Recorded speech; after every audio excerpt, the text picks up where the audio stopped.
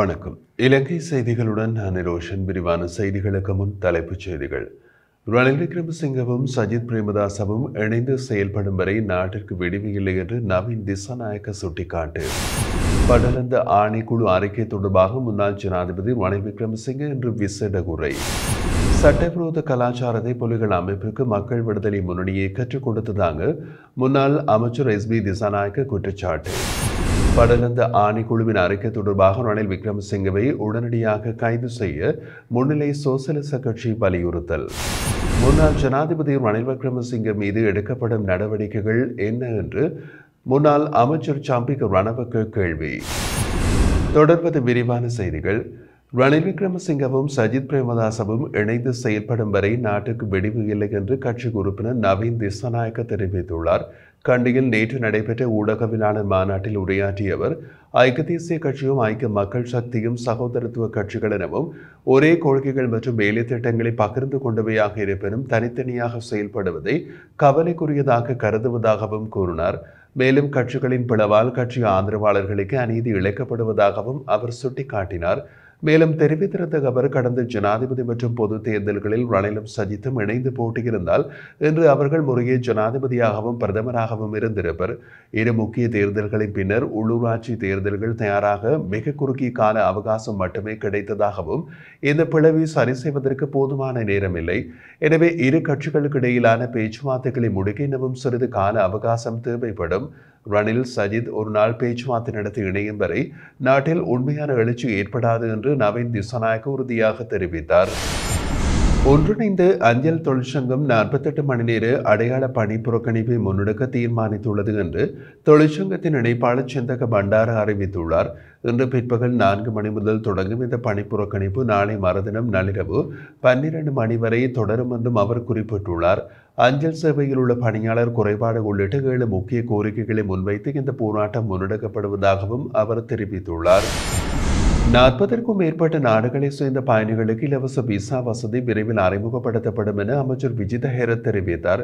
வரவு செலவு திட்ட குழுநிலை விவாதத்தில் நேற்று உரையாற்றிய போது இவ்வாறு குறிப்பிட்ட அவர், தற்போது 39 நாடுகளுக்கு இலவச விசா வழங்கப்பட்டு வருவதையும் அதில் மேலும் சில நாடுகளை சேர்ப்பதற்கான திருத்தங்கள் செய்யப்பட்டுள்ளதையும் குறிப்பிட்டுள்ளார்.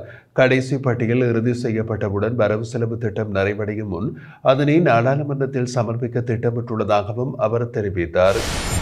சபைத் தலைவர் மற்றும் அமைச்சர் பிமல் ரத்நாயக்க படலந்த ஆணைக்குழு அறிக்கையினை நாடாளுமன்றத்தில் சமர்ப்பித்திருந்த நிலையில் குறித்த படலந்த ஆணைக்குழு அறிக்கை தொடர்பாக முன்னாள் ஜனாதிபதி ரணில் விக்ரமசிங்க இன்று விசேட உரையாற்றவுள்ளார். சம்பவம் தொடர்பாக நடவடிக்கை எடுப்பது குறித்து அமைச்சரவை கொள்கை முடிவெடுத்துள்ளதாக அமைச்சர் தெரிவித்துள்ள அதே நேரம் இந்த அறிக்கையை எதிர்காலத்தில் சட்டமாதிபருக்கு அனுப்ப தீர்மானிக்கப்பட்டுள்ளது. அத்துடன் அறிக்கையில் உள்ள பரிந்துரைகள் மற்றும் மேலதிக நடவடிக்கைகள் குறித்து ஆலோசனை வழங்குவதற்கு ஒரு சிறப்பு குழுவை நியமிக்கவும் ஜனாதிபதி நடவடிக்கை எடுத்துள்ளதாக அமைச்சர் குறிப்பிட்டிருந்தார். இவ்வாறு இருக்கையில் முன்னாள் ஜனாதிபதி ரணில் விக்ரமசிங்கவுக்கும் குற்றச்சாட்டுகள் முன்வைக்கப்பட்டுள்ளதை அமைச்சர் பிமல் ரத்நாயக்க சுட்டிக்காட்டினார். அதன்படி தன் மீது உள்ள குற்றச்சாட்டுகள் தொடர்பாக ரணில் விக்ரமசிங்க இன்று விசேட உரை நிகழ்த்தவுள்ளதாக அறிவிக்கப்பட்டுள்ளது. கொள்ளை கொலை கலாச்சாரத்தை புலிகள் அமைப்பிற்கு மக்கள் விடுதலை முன்னணியை கற்றுக் கொடுத்ததாக முன்னாள் அமைச்சர் எஸ் பி திசாநாயக்க குற்றம் சாட்டியுள்ளார். கண்டியில் நடைபெற்ற ஊடகவியலாளர் மாநாட்டில் உரையாற்றியவர், நாடு தேசிய பாதுகாப்பு அச்சுறுத்தலுக்குள்ளாகியுள்ள நிலையில் கொலை கொள்ளை கலாச்சாரத்தை முதலில் அறிமுகப்படுத்தியது ஜேவிபிஏ என்று தெரிவித்தார்.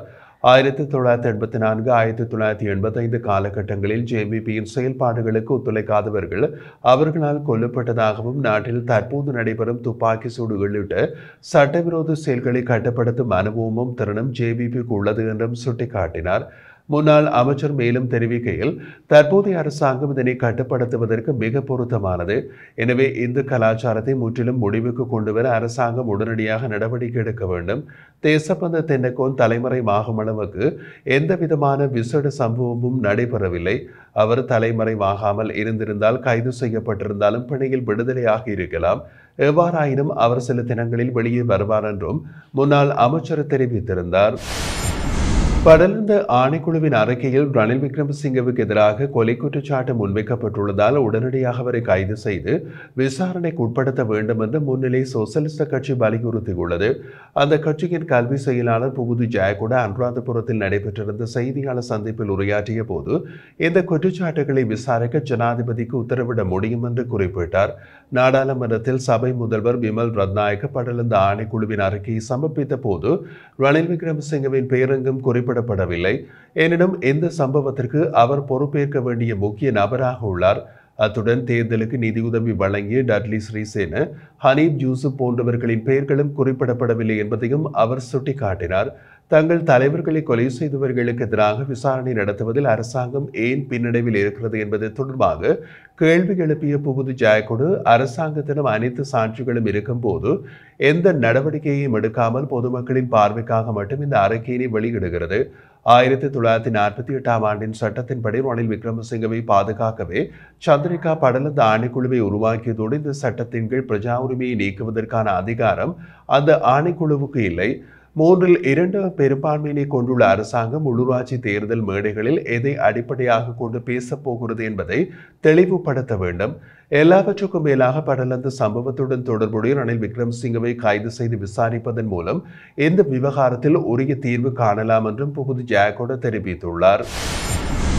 படலந்த ஆணைக்குழு அறிக்கையின் அடிப்படையில் முன்னாள் ஜனாதிபதி ரணில் விக்ரமசிங்க மீது எடுக்கப்படும் நடவடிக்கை என்ன என்று முன்னாள் அமைச்சர் சம்பிக்க ரணவக்க கேள்வி எழுப்பினார்.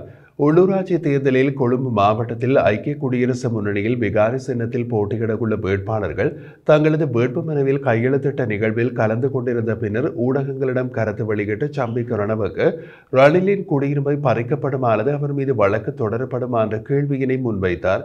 இது அரசியல் நோக்கத்துடன் மேற்கொள்ளப்படவில்லை. மாறாக அரசியல் காரணமாக இருந்திருந்தால் இவ்வாறு விசாரணைகளை அரசாங்கம் ஆட்சிக்கு வந்த உடனேயே தொடங்கி இருக்கும். ஆனால் இது அல் ஜசீரா எழுப்பிய கேள்விகளால் உருவான விளைவு. எனவே படலந்த ஆணைக்குழு அறிக்கையை அடுத்து அரசாங்கம் எந்த நடவடிக்கைகளை எடுக்கும் என்பது தெளிவாக தெரிய வேண்டும்.